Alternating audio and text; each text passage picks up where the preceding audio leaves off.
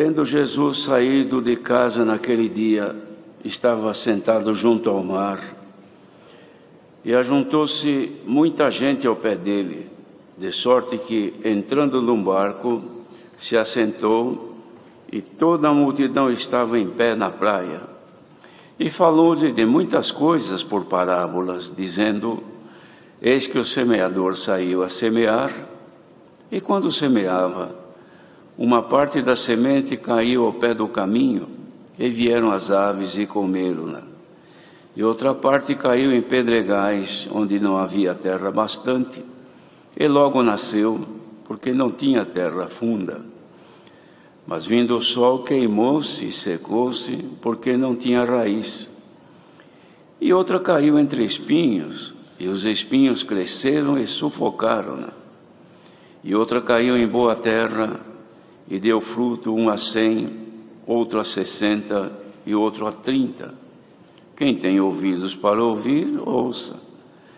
E acercando-se dele, os discípulos disseram-lhe: Por que lhes falas por parábolas?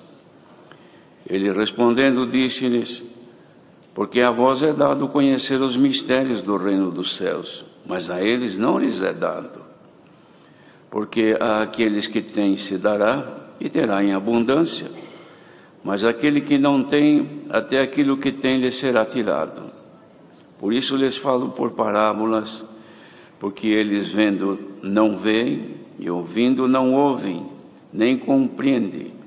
E nele se cumpre a profecia de Isaías, que diz: Ouvindo ouvireis, mas não compreendereis, e vendo vereis, mas não percebereis.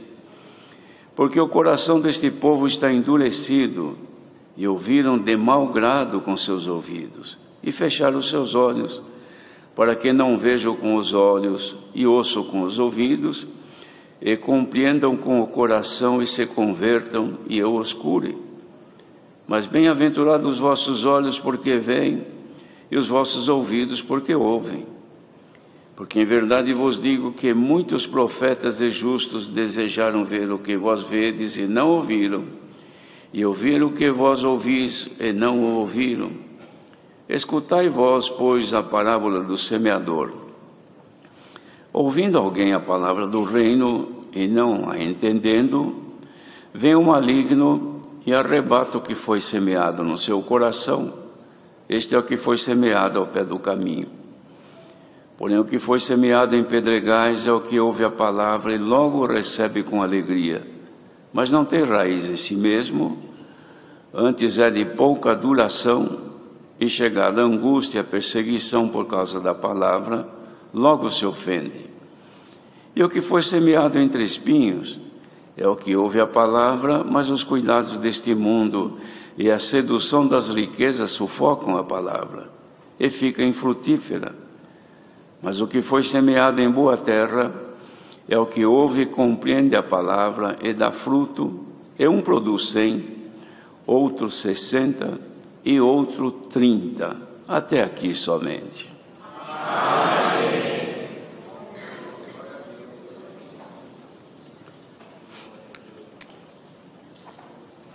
Assim, queridos irmãos, foi a maneira pela qual o Senhor Jesus encontrou para expor o Evangelho que trazia consigo para a salvação, mostrando as divergências que havia nos ouvintes, a forma como ouviam, como recebiam ou não, mas era a maneira esclarecedora que ele usou, como comparando aqui semente.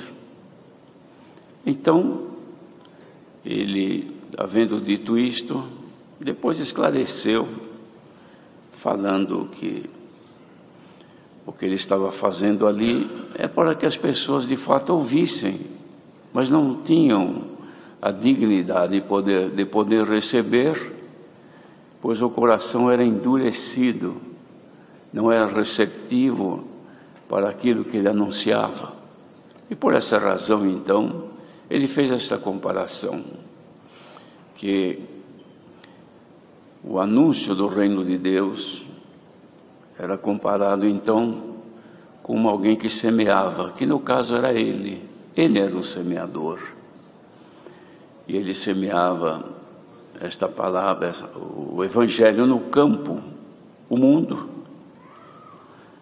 Que este mundo traz consigo diferenças de lugares. Um lugar à beira do caminho, outro lugar são pedregais, outros lugares são onde há muitos espinheiros, e finalmente um lugar onde a terra recebe e produz.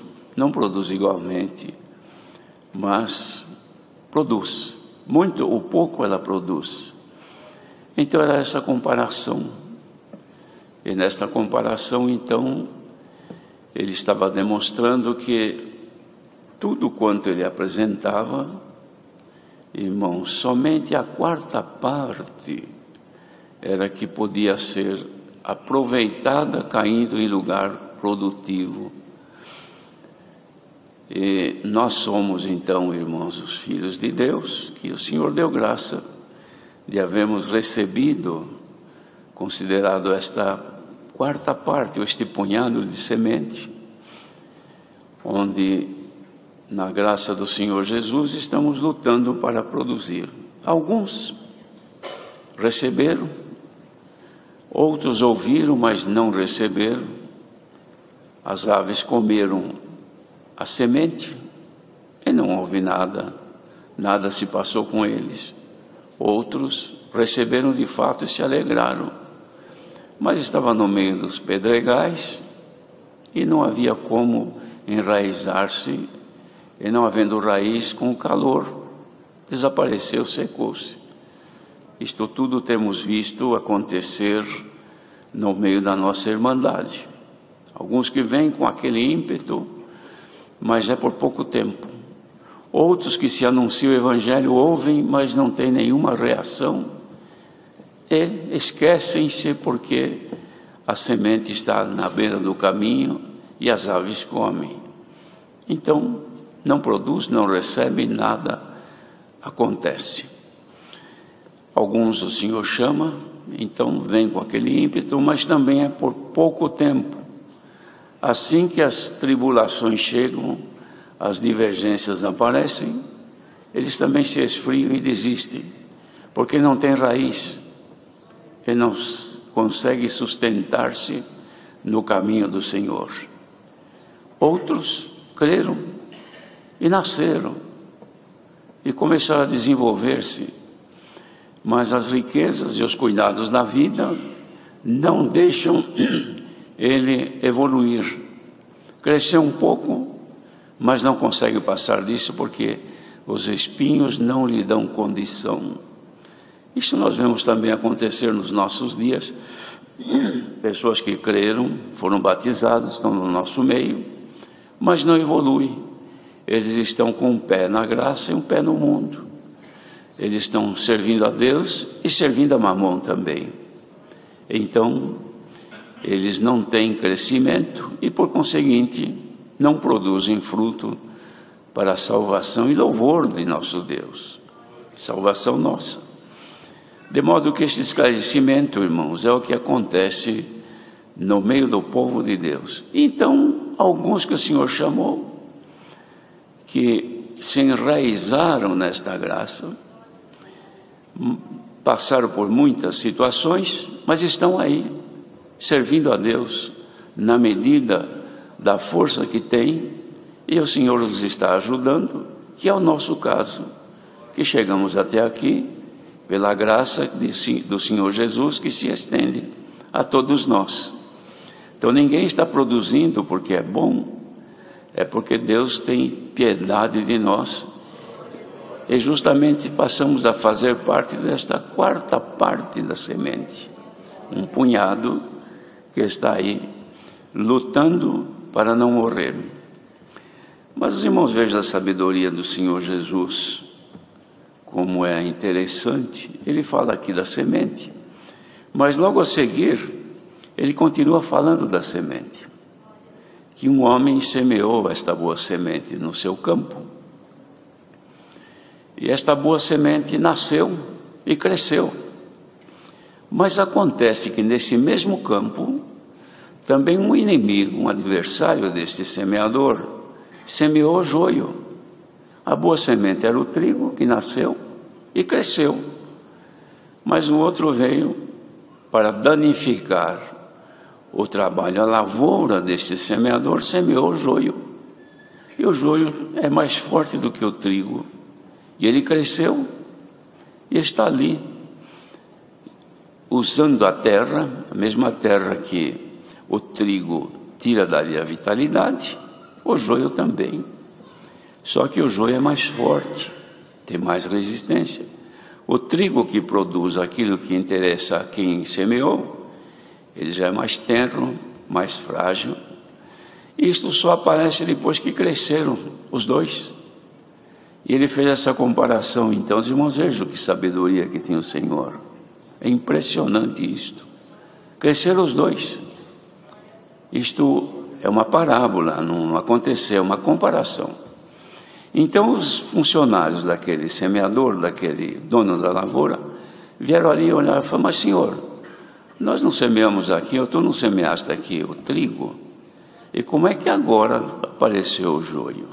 Quer que a gente vai arrancá-lo? Não, deixa assim.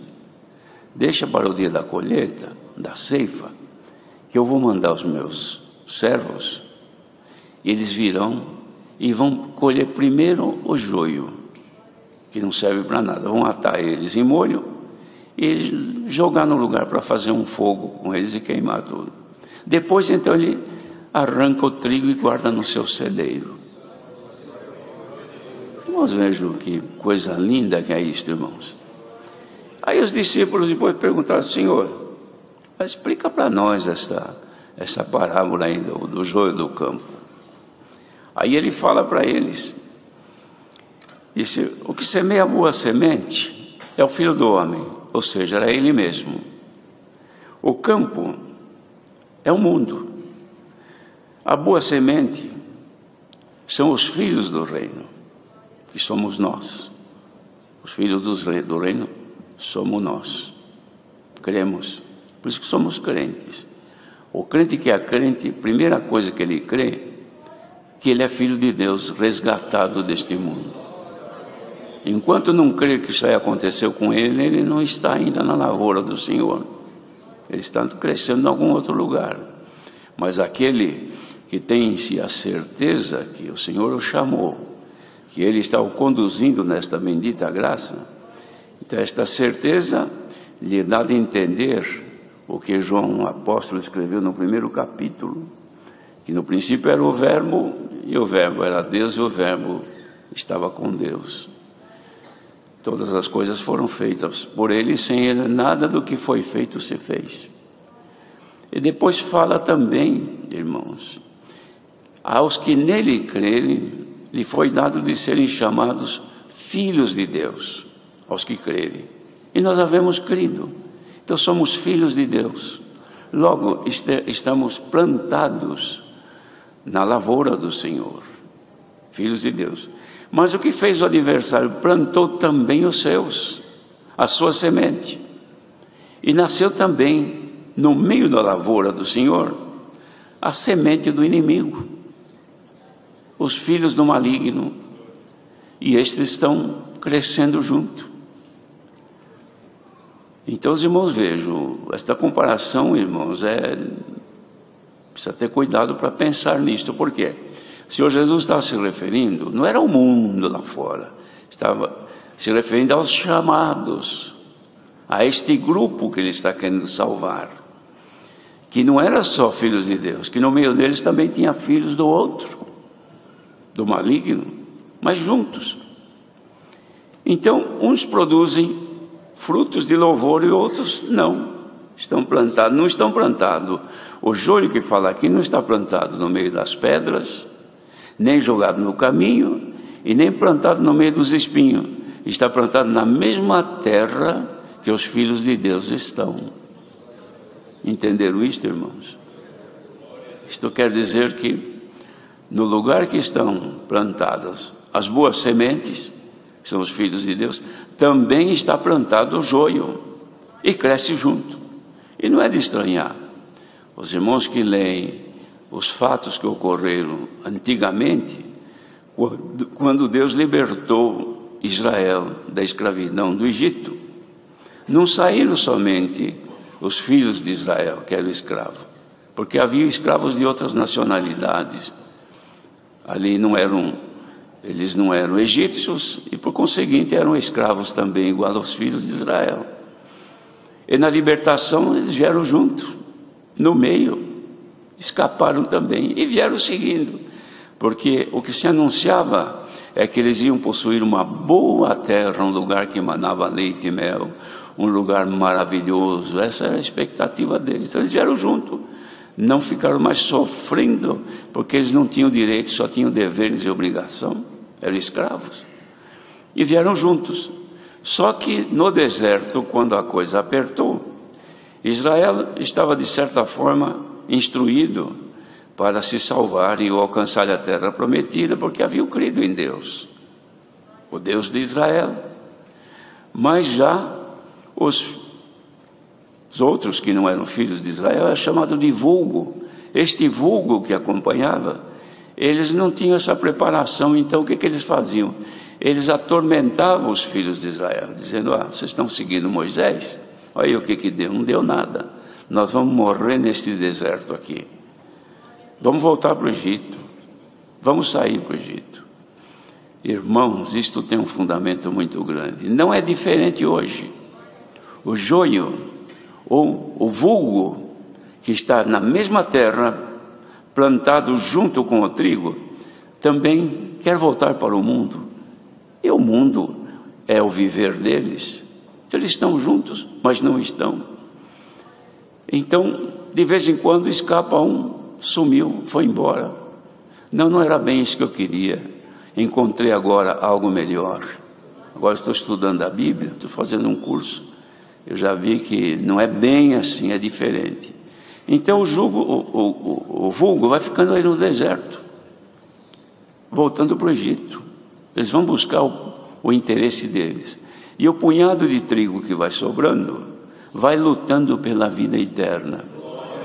E nós queremos crer que este punhado de gente que está aqui reunido nesta manhã, presencialmente, e os que por este mundo afora também estiverem na mesma comunhão, farão parte deste punhado de trigo, que está lutando para produzir, ainda que seja pouco, mas está produzindo. E não olhem, irmãos, o joio se entrelaça com o trigo.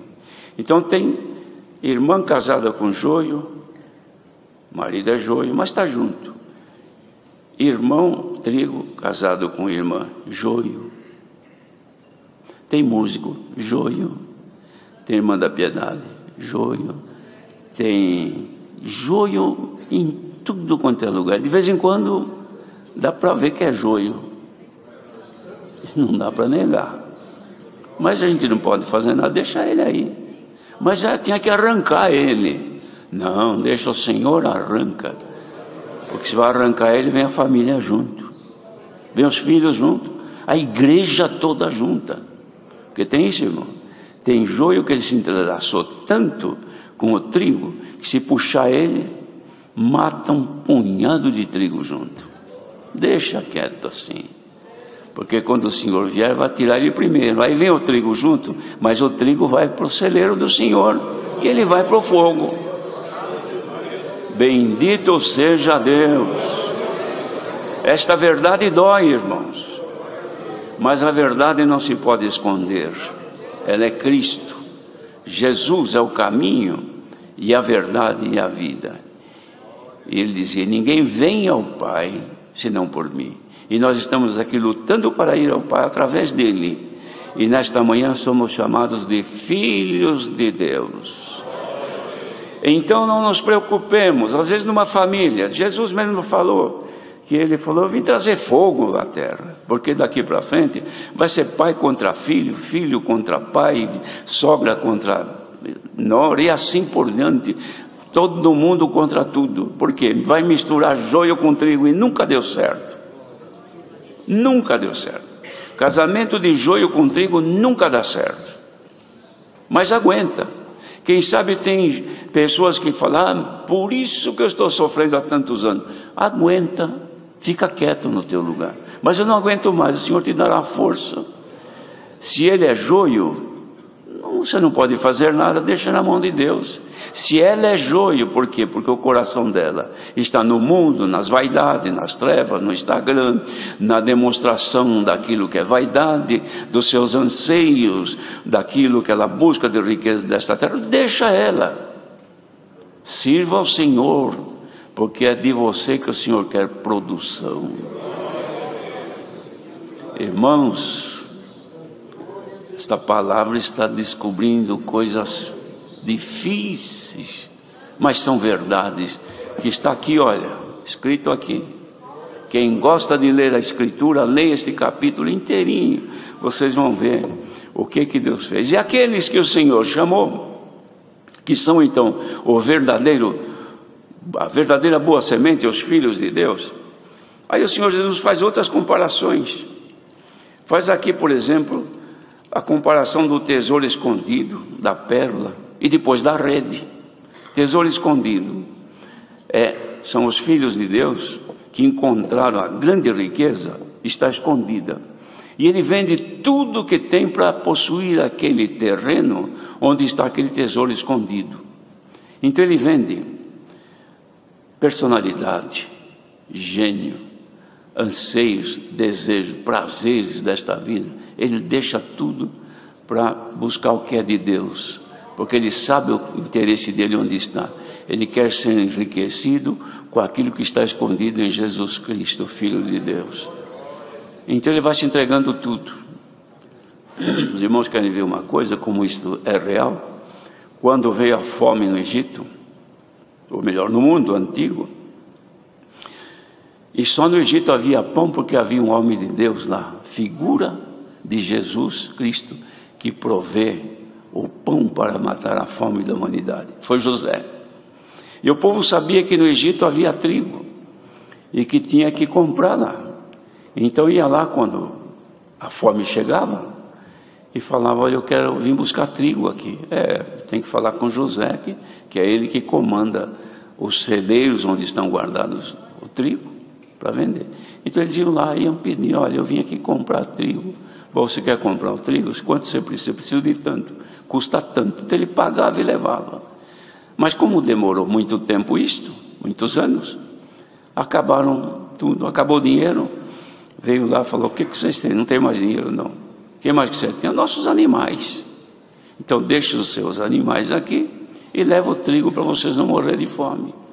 Passa mais uns tempos, voltaram. Olha, nem dinheiro e nem mais animais. O que vocês têm? Tem o meu terreno, meu sítio, a minha chácara, a minha fazendinha. Deixa aqui, você leva trigo por isso. E foi. Depois voltaram e falaram, Senhor, nem dinheiro, nem animais, nem terra, só nós. Então passa vocês a ser servos e leva o pão para vocês comerem. Estão entendendo isso, irmãos? Vamos vender tudo que é nosso, que não é vender por dinheiro fisicamente, não é isto não. Vender, irmãos, o nosso gênio, a nossa forma de ser, os nossos direitos, o nosso orgulho, a nossa vaidade. Larguemos tudo isto em troca das riquezas de Deus, irmãos. De domínio disto, de posse deste terreno, vamos cavar, porque estava enterrado, irmãos. Imagine, tem que fazer um buraco, cavar no sol quente, e cava, encontra pedra, encontra tantas dificuldades. Mas por que você está trabalhando tanto e cavando desse jeito? É porque aqui tem riqueza. Eu vou buscar onde estiver. O homem de Deus, a mulher de Deus sofre, geme, passa aflição, aperto, te perseguem, te humilham, caluniam e faz de tudo. E por que você não desiste de ser crente? Não, porque eu estou na graça de Deus e eu quero me enriquecer daquilo que é do céu. Glória ao nome do Senhor. E esta riqueza de Deus, irmãos, ela supera as coisas desta vida. Porque aqui para viver, irmãos, o tempo que nos resta, não precisa tanto.